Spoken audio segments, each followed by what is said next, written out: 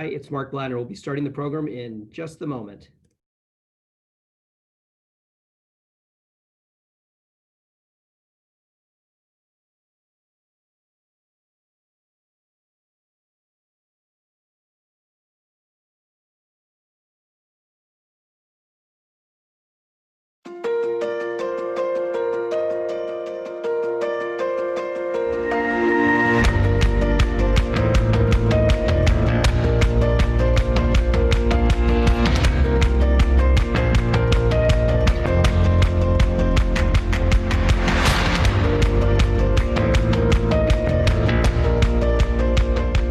I am so inspired by the incredible work of our Jewish community during this COVID-19 pandemic.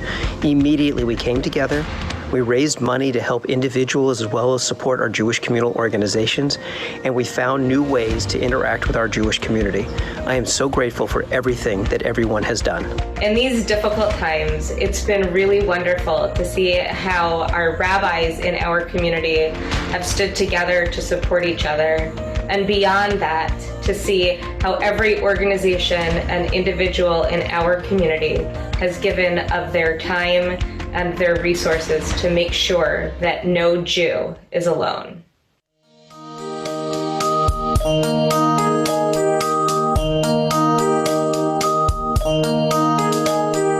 With the assistance of the Community Crisis Campaign, JFCS has been able to provide an expanded level of emergency financial assistance and mental health support to some of our community's most vulnerable members.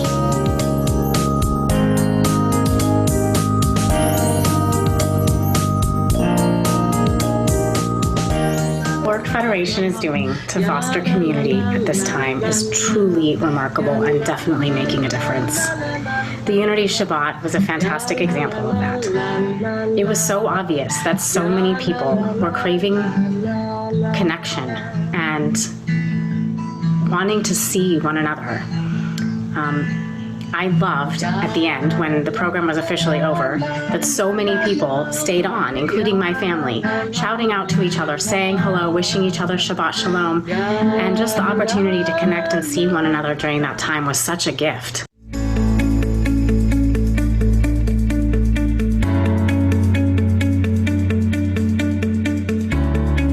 April 26th, Cedar Sinai Park hosted, together with the Federation, a wonderful parade that came right through our campus. We had about 100 cars. They showed their love and thanks by bringing family members, animals, signs, and again, were thanking us for what we were doing.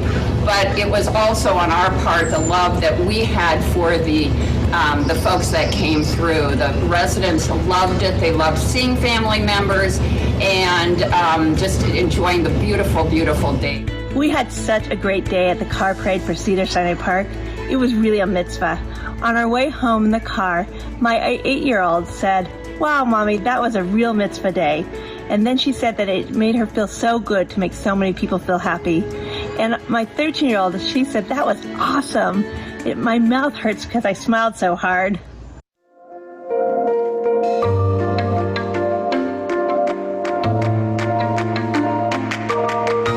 In March, I responded to an email from Federation looking for volunteers to help people in the community. And even in this terrible situation we're in, I've been able to make a new friend and form a new relationship. Even if it's just through shopping and a phone call once or twice a week, I've made a connection that I would never have made before.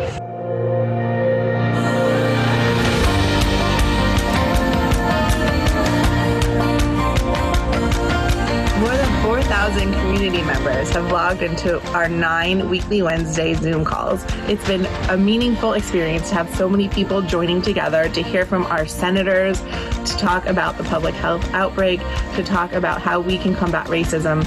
And even though we can't get together in person, this has been a way that we've joined together with our community.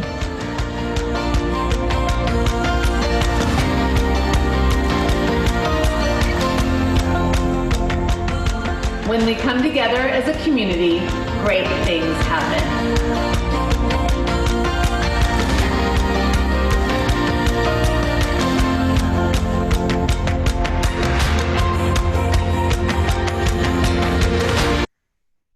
good evening, everybody. Hi, I'm Mark Blattner. I'm the president and CEO of the Jewish Federation, and welcome to our 100th annual meeting. You're in for a real treat tonight with some incredible speakers, along with the incredible accomplishments of our community during this past year. Let me start the program by welcoming Rabbi Yafa Epstein, who is the director of the Wexner Heritage Program and oversees the development and curriculum for these dynamic lay leaders throughout the United States and North America. Rabbi Epstein most recently served as the Director of Education for North America for the Pardes Institute of Jewish Studies, where she implemented a comprehensive educational vision for advancement of the Institute in North America. She received her rabbinic ordination from Yeshivat Maharat and holds a law degree from Bar Ilan University. When not teaching her incredible students or studying Torah, Rabbi Epstein enjoys exploring new coffee shops and listening to the Indigo Girls. Rabbi Epstein, welcome. Thank you so much, Mark. Thank you for that wonderful introduction. Good evening, everyone. What a great honor it is to be with you all tonight as we mark the Jewish Federation of Greater Portland's 100th annual meeting. Let's imagine what that first annual meeting of the Federation looked like a century ago. Who was sitting around the table? What were the pressing concerns of the Portland Jewish community? And what would they think of us today, especially about this Zoom meeting? I am sure they would be amazed at how your community is navigating these extraordinary times. I am sure they would be felling over your community's growth and its support of Jewish communal institutions, both enduring and new. I am sure they would recognize the ways in which you help those who are most in need and how you face challenges together as one community, now as then. And perhaps most of all, I am sure they would offer a l'chaim and praise you for your commitment to investing in this sacred community in order to secure its future for yet another 100 years and beyond. The Portland Jewish community has been blessed with people of vision and of action, qualities of the leaders we need to guide us through these unprecedented and most challenging of times. Leadership is critical to a community's success. Indeed, our leaders have the potential of bringing us to the promised land, or they can keep us wandering in the desert for an additional 40 years. And on what does this depend? On how we understand and manage our fear of the unknown. In this week's Torah portion, we read about the 12 spies sent to scout out the land of Israel in preparation for the entrance of the Jewish people. The Parsha, the Torah portion, begins with the verse, Shlach lecha anashim, v'yaturu et eretz Canaan asher ani noten livnei Yisrael. Send men for yourselves, and they will scout out the land of Canaan, which I am giving to the people of Israel. Interestingly, there is one little word, lecha, for yourself, which seems somewhat strange or unnecessary here. The Babylonian Talmud points out that the word lecha, for yourself, is actually God chastising Moses and saying, you, Moses, you need to send spies, but were you to have faith in me, you would not need to send these men. After all, God told them years ago that the land of Israel was good. Why did Moses require additional proof? It seems Moses was unable to deal with the uncertainty before him, and so he sent out the spies to bring back some answers, to attempt to control his fear of the unknown. And when they come back, they tell the Jewish people, we went into the land to which you sent us, and it does flow with milk and honey. Here is its fruit. Basically, here is an example of its abundance. The spies state clearly that they have found the answers they are looking for. The land has been seen and known, and things are excellent. But then we start to hear of their fears. But the people who live there are powerful, and the cities are fortified and very large. We even saw descendants of Anak giants there. We can't attack those people. They're stronger than we are. We seemed like grasshoppers in our own eyes, and we looked the same to them. Although the spies are able to testify to the goodness of the land, which they know, what they do not yet know is whether they would be able to live up to the challenges demanded of them as leaders of the people. They state outright, we seemed like grasshoppers in our own eyes. Their failure here was in their own self-perception. They saw themselves as chagavim, as mere grasshoppers at the feet of tremendous giants, even though they themselves were the giants of the Jewish people. And as often happens, they then took their negative feelings and projected them outwards. We seemed like grasshoppers in our own eyes, and we looked that way in their eyes as well. The rabbis teach in the Midrash that God becomes angry with the spies because they projected their own negative self-image onto the inhabitants of the land of Israel. The Midrash imagines God to be saying, "How dare you assume how these inhabitants perceive you? Could you possibly know how I made you appear in their eyes? Perhaps in their eyes, you were like angels." Sometimes we perceive ourselves as unworthy or undeserving of the leadership roles thrust upon us. But what seems smaller and significant to us is actually a meaningful and powerful act for others. Today, we find ourselves in a moment of uncertainty, not at all sure what is ahead. And yet, we can step up to lead. We can believe in our own leadership, even if we perceive ourselves as mere grasshoppers in the face of monumental challenges. We can do what we know to be true and right, never allowing our fear or our uncertainty, our need for perfection, overcome us. We can see past our initial insecurities. We can help one another, better ourselves, and thus our communities through faith and vision. We can be angels to one another. To the Portland Jewish community, may you be strengthened in your holy work as you continue to build a strong and thriving Jewish community from one Portland generation to the next. May you bring unity, justice, and peace to all who need it. And in the eyes of those who will be seated here 100 years from now, may you be viewed as angels. Mazel tov on this momentous occasion.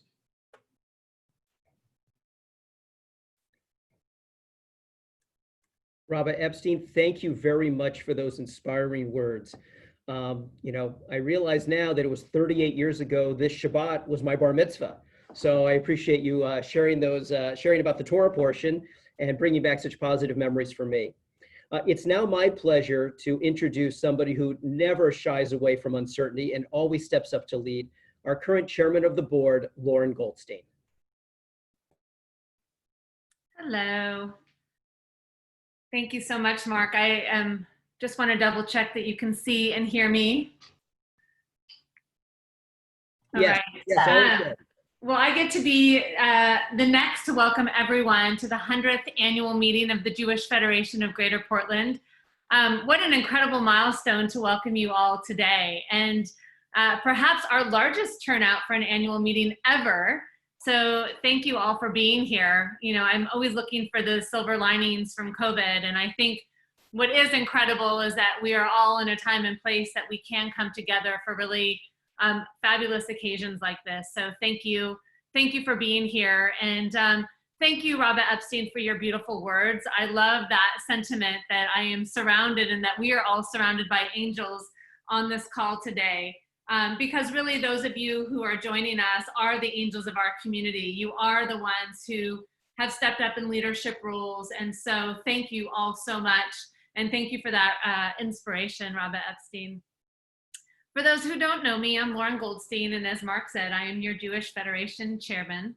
When I started my term a year ago, the vision we saw for the year ahead was so focused on community and collaboration.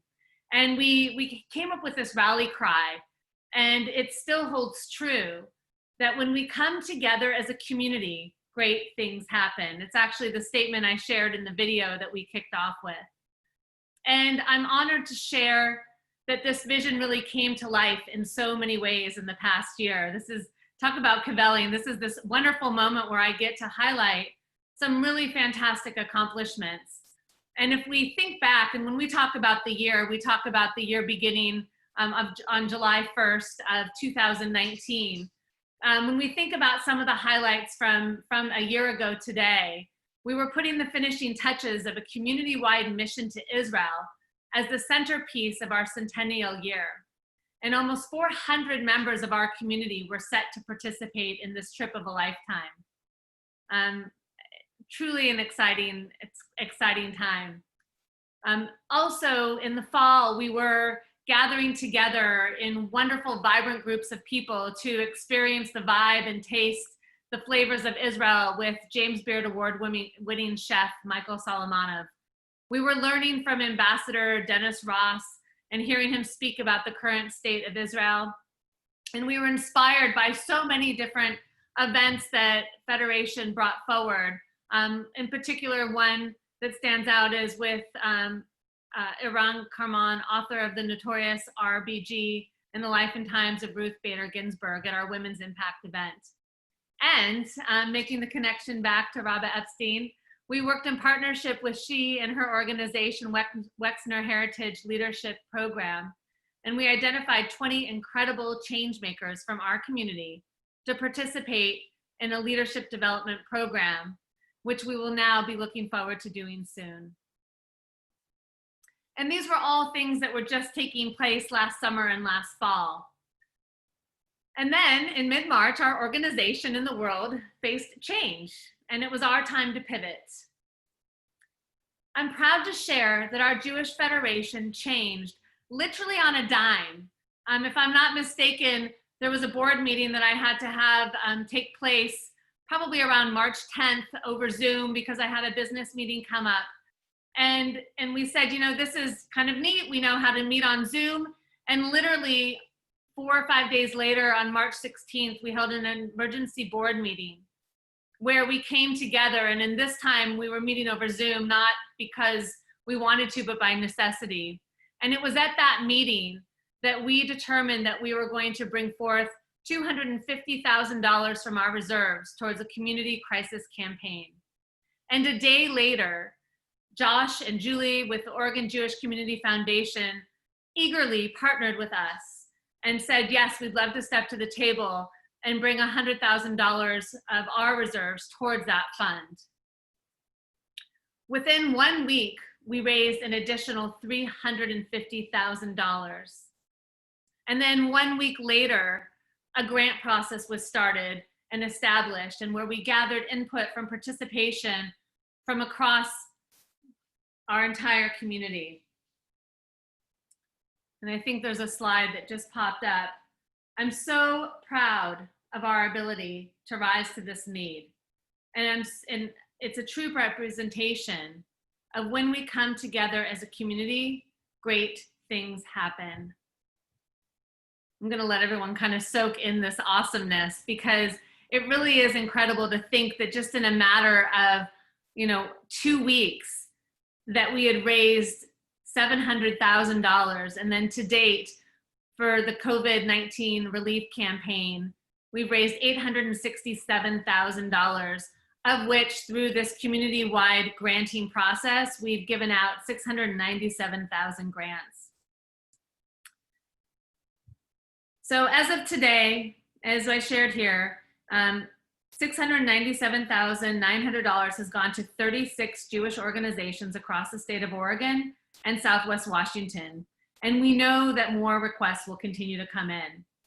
In addition, I would be remiss not to mention that over $6.2 million in Paycheck Protection Program loans have come into our community from the federal government. And that didn't just happen. I have to give a great shout out to JFNA and the webinars that our federation put on to really help coach and guide not just our community at large, but also, and in particular, the agencies to ensure that they were getting these funds. And I assure you that the funds have made a difference in our community.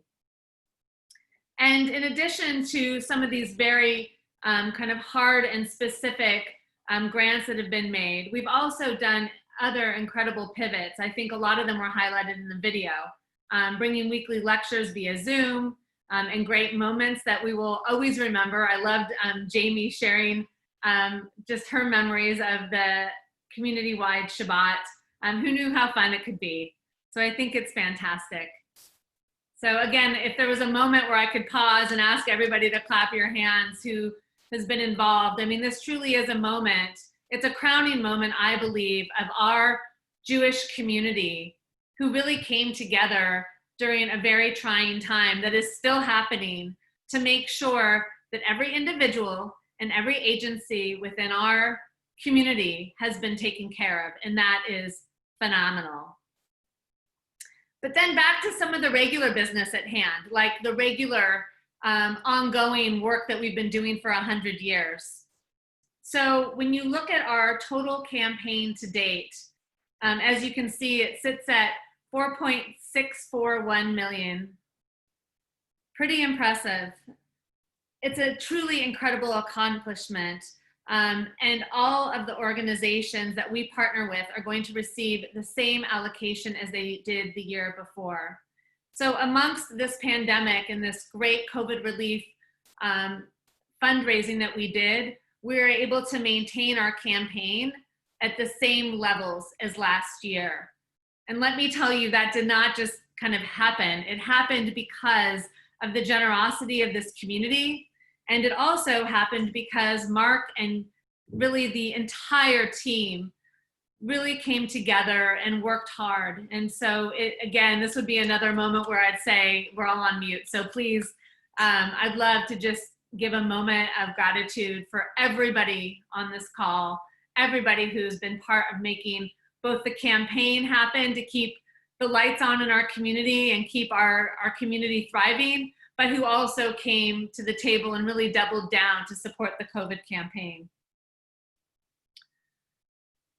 The last point I want to take a look at, where we really have come together to make great things happen, is all of the other strategic priorities that are really guiding us, both in the past year and will also guide us into next year. As an organization, we have really hunkered down on these three strategic priorities, the most important being community engagement. And that's not just engagement of our partner agencies, like we have done during the COVID crisis and really working hand in hand with OJCF and the dozens of other agencies and synagogues and rabbis. But it's also taking a look at how do we continue to engage those of us that are on this phone? How do we ensure that all of us really feel proud of the work we're doing and are really coming together in a meaningful way? And then there's also this broader set of engagement that we're really focused on as a federation, which is how do we connect those that are unaffiliated? How do we make welcome all of those newcomers? And so we're putting, I'd say, the large part of our time and energy as an organization, taking a look at new and different ways of engaging with all of our constituents in this area. The second strategic initiative is, as you can imagine, how do we maintain the security of our community? How do we make sure that that we're fed, that we're safe, that we are free from harm, that we are proactively addressing some of the terrors that we're faced with in today's world? And last but not least, making sure that we elevate our messaging and our communications to ensure that we're best connecting with our community, both those that we know and, as I said a moment ago, those that we don't yet know.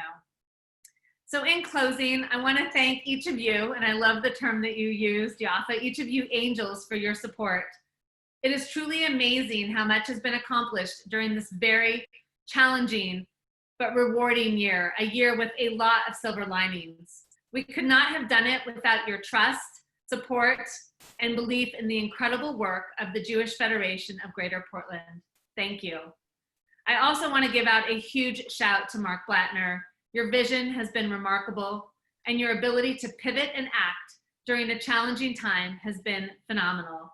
You've demonstrated incredible leadership, and I've appreciated the opportunity to work with you and learn from you. So now it is my pleasure to call on Ed Tonkin, immediate past chair of the board and the chair of our nominating committee, to give his report. Thank you so much. Well, good afternoon, everybody. Thank you, Loren. I'm here to tell you about what we've done with the board, because I chaired the nominating committee, and I think we put 4 outstanding individuals on our board to serve for the next several years. And I'll tell you, I'm very proud of our board. We've, in this sea change that we're going through right now with the pandemic and all these things, we've had to really figure out new ways to meet. We don't exactly know what the community looks like, but I will say this, the trust and confidence that you place in the Jewish Federation Board is well placed. We've had boards that really work. We've got 4 incoming members that are terrific. I'm very sad to lose the 2 members that we are losing. They are Sharon Stern and also Marshall Spector. Both these folks are very passionate about the community, very bright, participate to the nth degree in the meetings, are quick to raise their hands, and they're just fabulous people. If you don't know them, you should, because they'll enhance your life. So I'm selfishly very sad, and I think the Federation is going to lose 2 great board members, but we're not going to let them go very far, okay? So we put together this nominating committee, and they worked really hard. I mean, this isn't something that it just happens. This is something that takes a lot of thought and work and talking to people and ruminating, and to make sure we get the best and the brightest. And I think we've succeeded. Our nominating committee, who I want to thank, was made up of Mia Burke, Shelley Clapper, Kim Rosenberg, Michael Weiner, Loren Goldstein, and myself. And I want to thank them for all their work. So let me get to the 4 outstanding individuals that we've got joining the board, okay? There are Sarah Rosenberg Brown, Les Goodfriend, Alan Montrose, and Eliana Temkin. Before I give you a little couple sentences about each one of these outstanding people, I did want to go back and thank Simon Gottheimer, who's been on our board for several years now, and he has taken on the Federation's representative role for the OJCF. So Simon, I want to thank you if you're out there. Appreciate it. So let's start with Sarah Rosenberg Brown. She's a New Mexico native. She's been in Oregon for the last 26 years. She lives in Northeast with her husband, Matt, and son, Max. She's a supporter of PJ Library, Rachel's Well Community, Mikvah, Chabad of Northeast, Portland Kollel, Inspired Jewish Women. She loves to travel, hike, and bike around the Pacific Northwest and beyond. Recently involved in the Sow to Save efforts to provide masks to groups and individuals in need in our area. That's a lot. And now she's going to take on the Federation board. So this is, you can see, a very accomplished person, and we're happy to have her. Les Goodfriend is a Detroit native. He's been in Oregon since 1994. General contractor. He loves golf, motorcycles, and his family, not necessarily in that order. He's proud and enthusiastic chair of the Jewish Free Loan of Greater Portland. And I'll tell you, I've gotten to know Les a little bit, and not only that, but he's a great magician. So we're looking forward to having him on the board where he can perform tricks for us and for the community. Alan Montrose is a Portland native, 37 years, and he has his own dental practice, Smiles Northwest. He's an outdoor enthusiast, a new grandfather, member of Neva Shalom board and the Federation Allocations Committee. He is a champion shofar blower. So we'll be treated to, I'm sure, some nice shofar music in our board meeting. Looking forward to that. And then we are adding Eliana Temkin. She's a California native who's been in Portland since 1988. 16 years as a Jewish professional before joining Kaiser Permanente. She co-owns Hair of the Dog Brewing Company with her husband. That got me thinking. A couple of 6-packs at the board meetings are really going to liven things up, so I'm looking forward to that. She co-owns, I mentioned that already. She's active at Havurah Shalom, Eastside Jewish Commons, chair of the Rogueway Outstanding Jewish Professional Award Selection Committee, and a member of the Federation Allocations Committee. Now, there's a poll that's going up, if you haven't seen it yet, to vote for these new board members. So if you would kindly approve the board, which you should see on your screen, then we will make that official. So I will let Caron tally the votes, if you will, or close that out. But in sum, I want to, first of all, thank the nominating committee. I want to thank the people in our community who put their trust and confidence into this board. And I really want to thank the 4 new incoming board members, because we're very excited to have you. Mazel tov. Thanks. Ed, we have a majority. So I'm Then, gonna close the polling. way to go. Thanks very much, and enjoy the rest of the week. Ed? Yes. Ed, yeah, thank you very much for chairing the nominating committee and bringing these 4 great people onto our board. So we look forward to working with them all. So thank you again.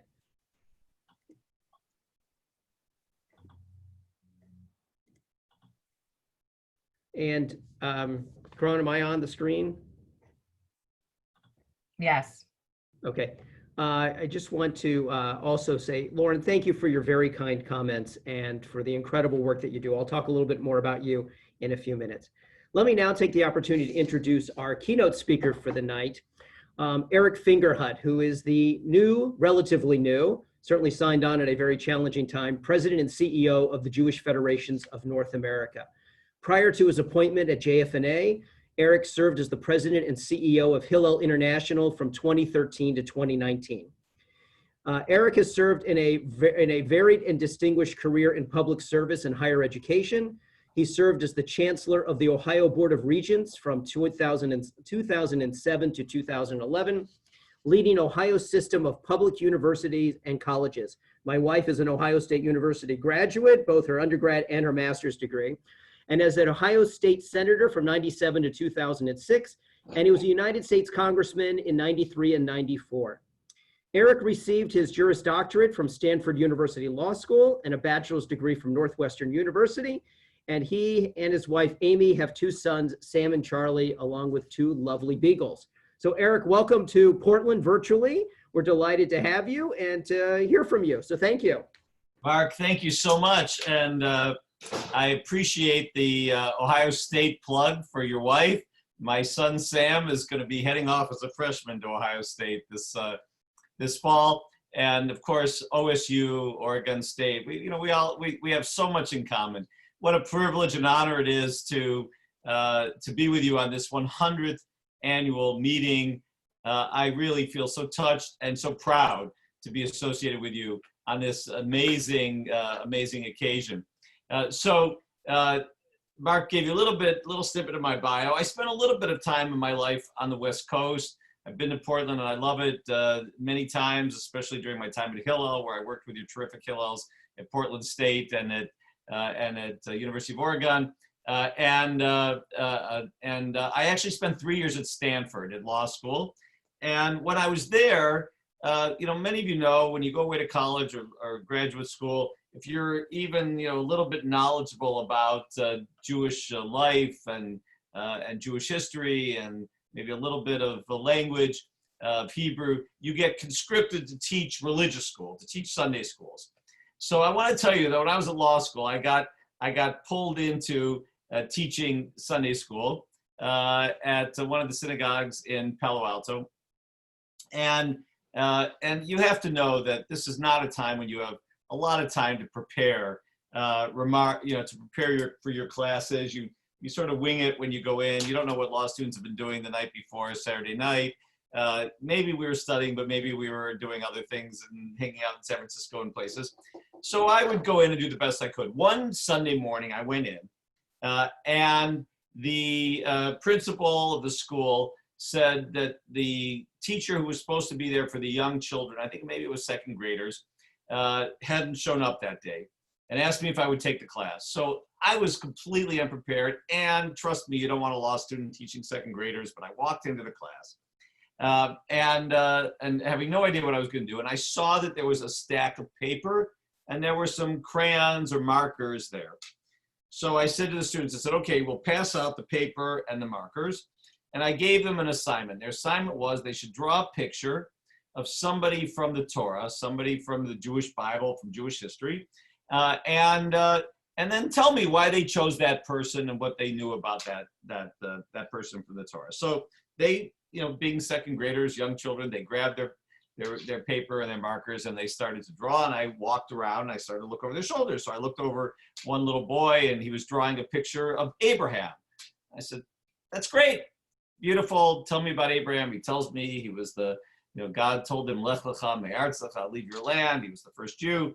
I walked, I said, terrific, keep going. I walked to another little boy was drawing a picture of Moses. Moses, tell me why Moses. Beautiful, he's got the 10 Commandments. He told me the story. It was terrific. A little girl, I went by and she was drawing a picture of Queen Esther. There's a crown on her head. She told me why Queen Esther. I said, it's beautiful. And I get to another student, a little girl, I can't remember, I think her name was Lisa.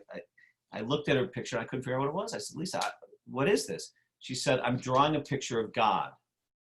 And I said, I'm a law student. I said, but nobody knows what God looks like. She says, they will when I'm done.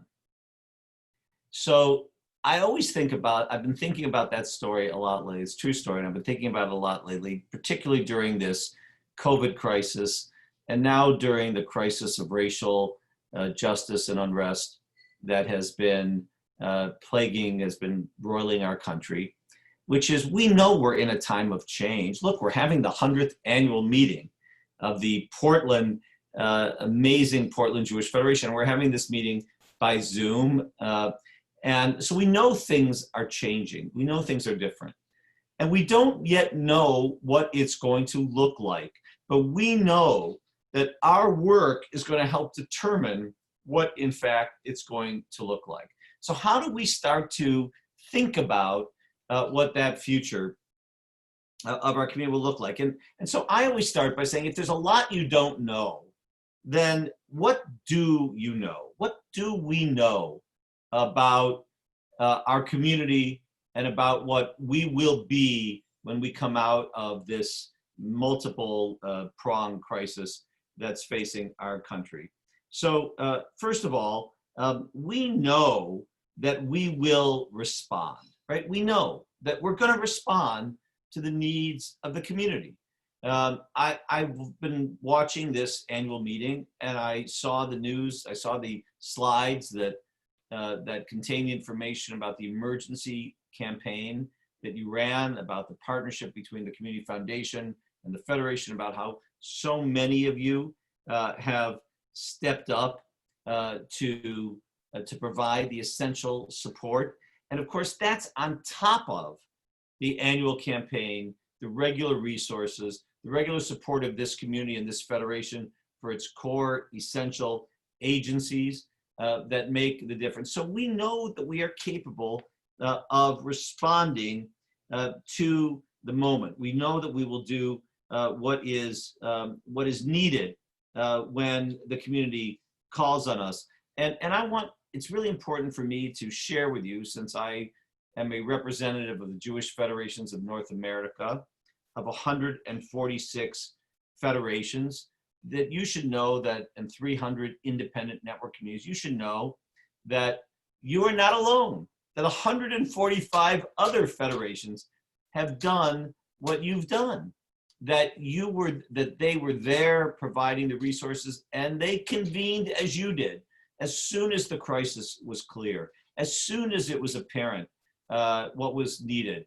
And they did what you did. They dipped into their reserves. They made additional contributions on top of their normal contributions. They supported agencies that so much needed that help. They responded. In fact, I happen to know, because we've been keeping track, that the total collective emergency campaigns across 145 federations, on top of our regular campaigns, which are roughly $1 billion a year of support for Jewish communal life, was another almost $200 million just in these last couple of months, on top of the resources that are normally invested in the community from our federations. We didn't stop there. Loren mentioned the efforts to make sure that we were able to be eligible for essential government support and government programs. I just want to tell you a little bit about this. Mark mentioned in his intro that I have a little bit of a public background myself. I was privileged to serve as a member of Congress from Ohio, and I was privileged to serve in the state legislature for 10 years. So it happens that I've actually been in government through previous crises of our country. I was in government during 9/11. I was in government during the 2008 economic crisis. And I can tell you that in each case, our federal government did provide major sources of financial resources to ailing industries to make sure that the economy wouldn't collapse. After 9/11, we supported the airline industries that were shut down because of the attacks in the air and other essential industries. After 2008, remember the bailouts of the automobile industry and of the financial industries. But never before, in none of those cases, was the nonprofit community included in the support that came from the government. And as your representatives on a national level, operating your government affairs office in Washington and a variety of our other national initiatives, we were determined that that history was going to change now. And there was a reason why, not just out of self-interest, but this is the kind of crisis, this pandemic, that affected every single community, affected the health and the safety and the well-being and the employment and the needs of every single community. And you know, there's something about America, whatever our personal view of government and the role of government is, we're a little bit of a different country. You know, we know about the social democracies in Europe, and Israel's built on the social democratic model, where government really provides an umbrella of all social services. But that's not the case in America. Built on our federal system, state, federal government, built on our limited government model, government has historically partnered with the nonprofit sector to provide the essential services. And so we made the case on your behalf, because of your support, thanks to your support, to the federal government. The nonprofit sector was essential. And I want you to know that we did this together with the other largest nonprofits and faith-based groups in the country. We're part of a group called Leadership 18. Leadership 18 is the largest 18. Actually, the truth is we're about 21 organizations now. It's a little bit like, you know, I'm from the Big Ten, which is now, I think, what, 15 or so? Pac-10, I don't know how many schools there are in the Pac-10, but Leadership 18 is about 21 organizations, but it's federations, Jewish Federations of North America, it's United Way, it's Habitat for Humanity, it's Red Cross, it's the largest nonprofit institutions. And we went to the government and said, we cannot let the essential institutions of our civil society, the nonprofit institutions, collapse, including, of course, our human services agencies and our faith-based institutions. And so we were included in that package. And as Loren mentioned, we then, with your help and support, helped educate the community about the needs. And we don't know the exact number, but it's in the range of roughly $500 million that was injected into the nonprofit, the social service sector, through this effort that we all made together. We also helped organize national funders to create pools of loan money and grant money. You know, we, just like the Federation of Portland, the Portland Jewish Federation has been around for 100 years, supporting this community. For decades, we've built up these essential institutions of our communal life. And there was no chance that we were going to let them collapse into such a short period of time. So we know we respond to crisis. We also know that we help others beyond ourselves. You know, the fact is that it's part of Jewish, not just tradition, it's really our teachings. Maimonides and others taught us that first you start with the poor of your own family to help, then you start in your community, and then you continue to build out the concentric circles of support. And so of course you started with the poor of your own families and the poor and the needy in your broader communities, but you also supported through your national affiliations, you supported the needs of the Jewish community and others all around the world. I've already shared how we helped support communities. Our advocacy helped support all faith and all ethnic communities across this country. And the same thing is true. We helped support needs in Israel through our partnership with the Jewish Agency. We helped support struggling communities, collapsing communities in Western Europe, in Italy, in Spain, and other places, all of the principles of Jewish life, helping ourselves at home and helping our Jewish people around the world. You know, one of my favorite little pieces of Jewish teaching, Rabbi Yafa Epstein taught us so beautifully about the Parsha. She's been a teacher of mine for years, and I just feel so honored to learn from her today. One of my favorite little pieces comes from, is a teaching that's based on Psalm 41. In Psalm 41, the very second line, the second phrase, says, Ashrei maskil eldal biyom ra yimaltehu adoshem, which translates as, happy is the person who helps the poor in a time of need. That person is going to be blessed by God, will get divine support. So there's a famous Sephardi rabbi and sage of the 19th century, lived in Baghdad.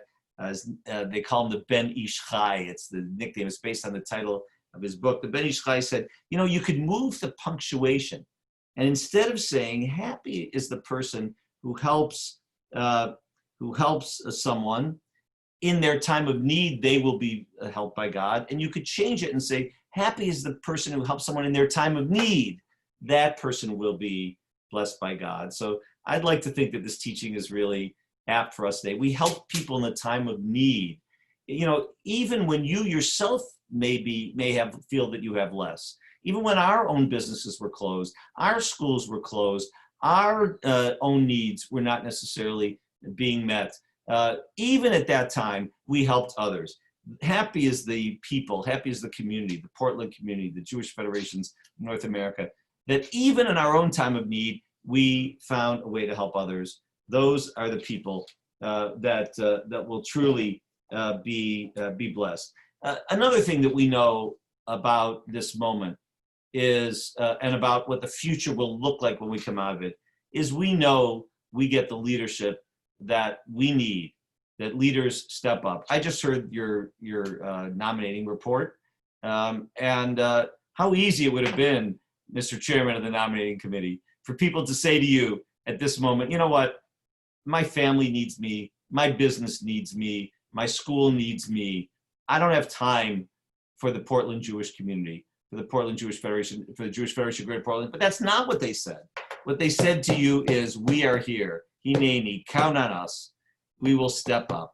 And that's what your incredible chair, Loren Goldstein, who I've known, but I also got to watch her in this beautiful presentations in this meeting, the warmth and the commitment that she clearly shows.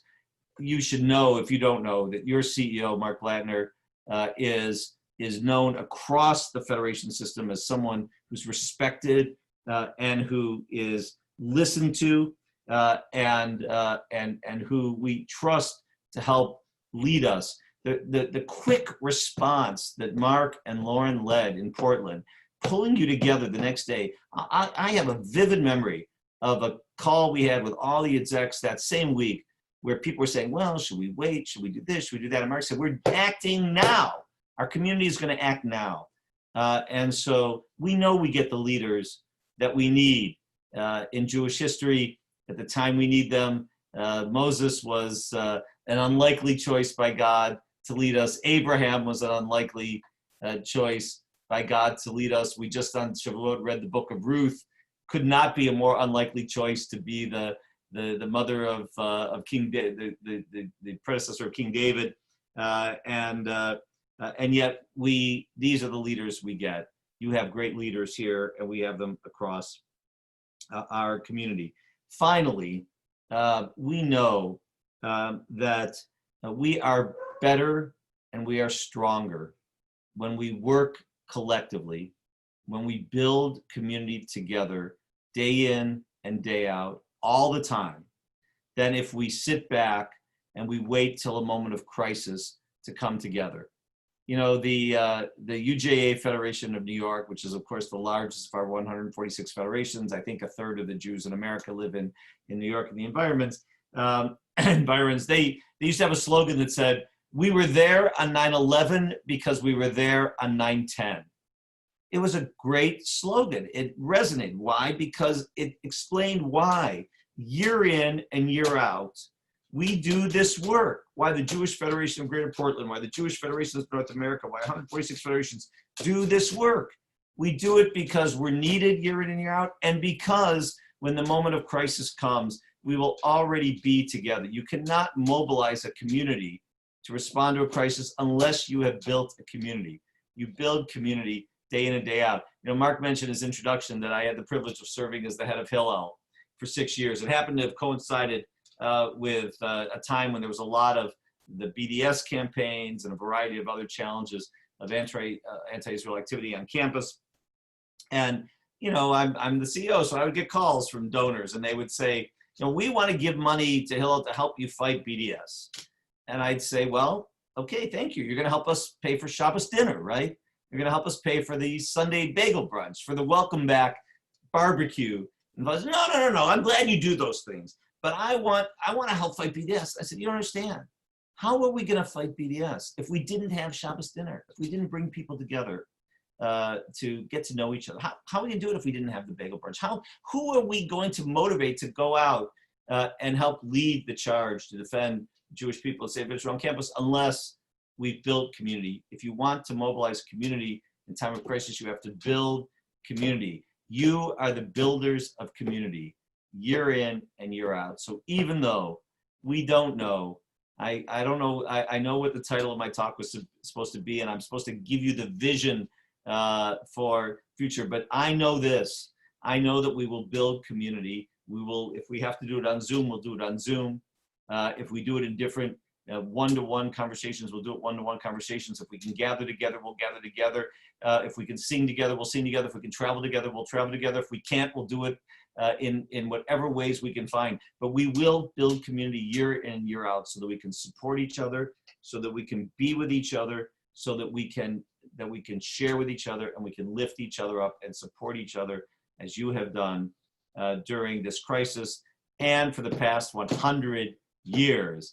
The 100th anniversary is a testament to this principle, right? That for some of those years there was crisis, there was war, there was depressions, there was there were terrible challenges in our country, but we know that building community year in and year out, and we know that we're needed for the broader community as well. This Jewish Federation of Greater Portland is needed because this country depends on the Jewish community not only caring about itself, but caring about the broader community in which we live. We are one of the, if not the most fortunate Jewish community in the history, the 4,000-year history of the Jewish people. We're privileged to live free and safe and able to teach and pass on our tradition in a society that respects us and welcomes us. That civil society in which we live must be there, not only for us, but must be there for all other communities. And at a time when we know that our civil society is suffering from challenges, is suffering from challenges that we've seen, the racial challenges in law enforcement, the other issues in our society, we know that we must take a stand to protect the civil society in which we live as well, which the Jewish Federation of Greater Portland is doing. So I know this has been a little bit of a heavy talk, so let me end with my favorite Jewish joke. Mark may know this, so he's not allowed to tell you the punchline. Adam and Eve were walking in the Garden of Eden, and Eve turned to Adam and said, "Do you love me?" And Adam looks at Eve and says, "Who else?" So that's the whole joke. I like this joke for two reasons. One is it's short, and I'm not good at remembering jokes, and so I can remember a short joke. But the other reason is it is absolutely the story of the Jewish Federation of Greater Portland for 100 years. It's the story of the 146 Jewish federations across North America. It's the story of our collective, the story of our collective responsibility to each other and our power as a collective.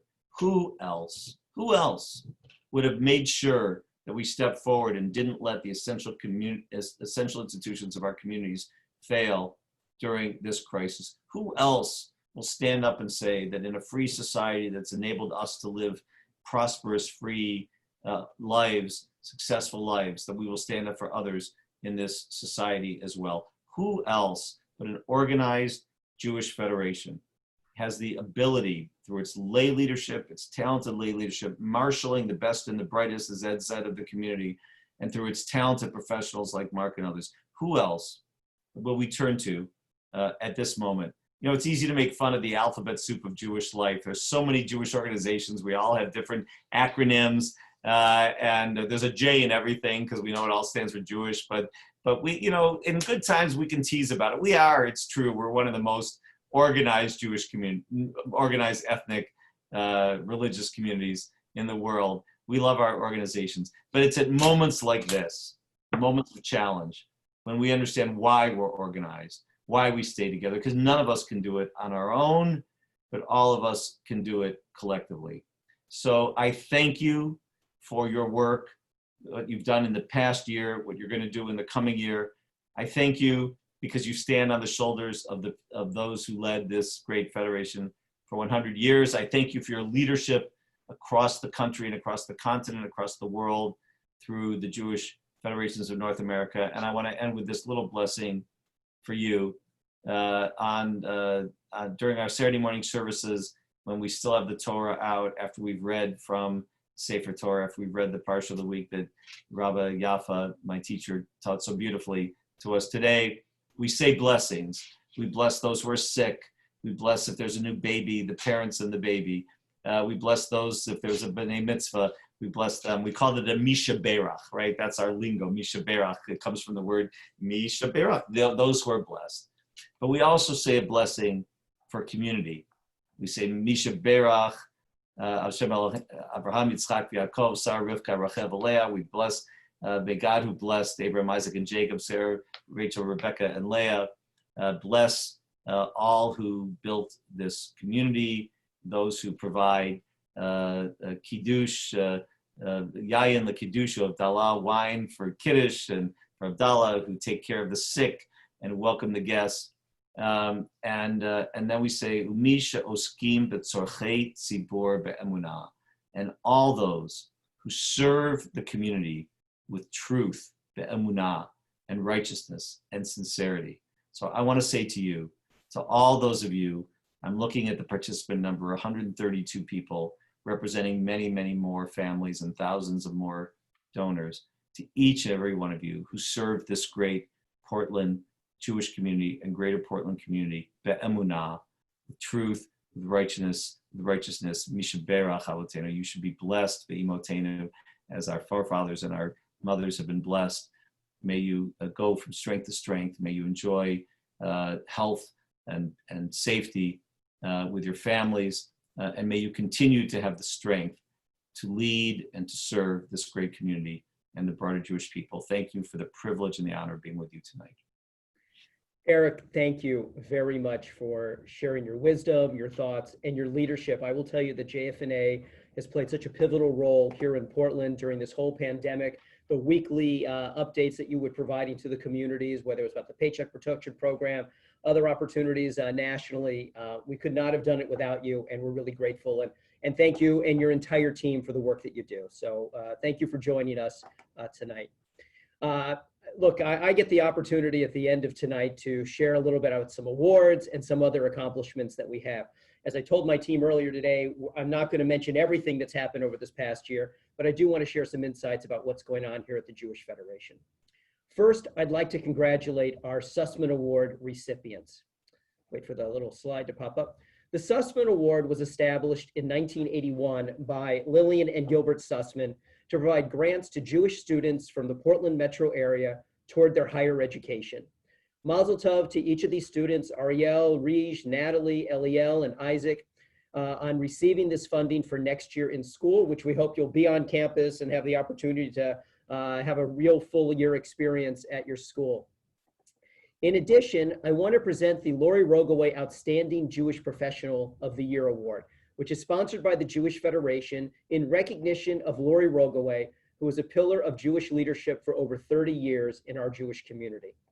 The purpose of this award is to recognize an individual currently working in a professional capacity at a Jewish communal organization in Portland. The nominee must demonstrate outstanding professional work and a commitment to the field of Jewish professional leadership. I'm delighted to share that this year's recipient is Sonia Marie Lycum of the Oregon Jewish Community Foundation. She is now the 6th recipient of the award since its inception. In her role as a program officer at the OJCF, Sonia Marie leads programs to engage the next generation of leaders, including the Oregon Jewish Community Youth Foundation, the OJCF Giving Council, and the SIP and Tzedakah program for young adults. Sonia Marie will receive up to $1,800 to subsidize a professional development experience of her choosing. So we're really excited for you, Sonia Marie, and Mazel Tov. You can see in the picture how we did the award ceremony at her house. Earlier tonight, Loren mentioned that one of our strategic priorities is community engagement, with a specific focus on young adults. I'm delighted to share that we have created a new Young Leadership Board to help convene and guide programming going forward for our young adult community. I'm excited to see Hannah, Sarah, Benjamin, Hope, Shayna, Jake, and Stuart. These young leaders have stepped forward to engage even more young people in our Jewish community. We wish them all great success. One of the things that we are most proud of this year is the reboot of the Jewish Review. As you may recall, the Jewish Review was originally published from 1959 to 2012. After an 8-year hiatus, we have created an online model that has tremendous readership and provides up-to-date information about what is happening in our Jewish community. I am so grateful to Deb Moon, the editor, for her outstanding work and the great reception that the review has received since its comeback. I just want to share a few key programs that were created this year at the Federation. First of all, in our women's philanthropy, they created a new financial literary series with experts in the field of estate planning, banking, Medicaid, financial planning, and so much more. The women who participated gained so much more knowledge and had an incredible learning experience throughout. Our Jewish Community Relations Council has had quite the busy year. Our leadership continues to strengthen ties with our local African American community. In addition, we have plans originally in this November, but it'll be in October of 2021, to take a group to Alabama and Georgia for a civil rights mission experience. In addition, unfortunately, our JCRC has consulted with multiple school administrators throughout the region on how to deal with rising anti-Semitism in our local schools, including middle schools and high schools. Rachel's Well, our community mikvah, continues to provide a wonderful resource to our Jewish community, and this year provided a new educational program for female identifying teens and their significant adults called Bodies of Water. Everyone who participated enjoyed the experience. And we just celebrated the 1-year anniversary of bringing on Jean Moss, our Director of Community Security. Jean has worked with all of our Jewish organizations on risk assessment and provided multiple trainings throughout the year. And sadly, he'll be doing more in the fall and beyond. Perhaps personally, the greatest disappointment of the year was the postponement of our centennial trip to Israel, where we had 400 people ready to go in March of this year. The pandemic changed our plans for now, but we will soon set a new date, and I hope all of those people will join us and new people will join us as well. I am delighted to share that even though we've been in this new pandemic, the Jewish Federation actually moved to a new office building at 9900 South Greenberg Road across the street from the Washington Square Mall.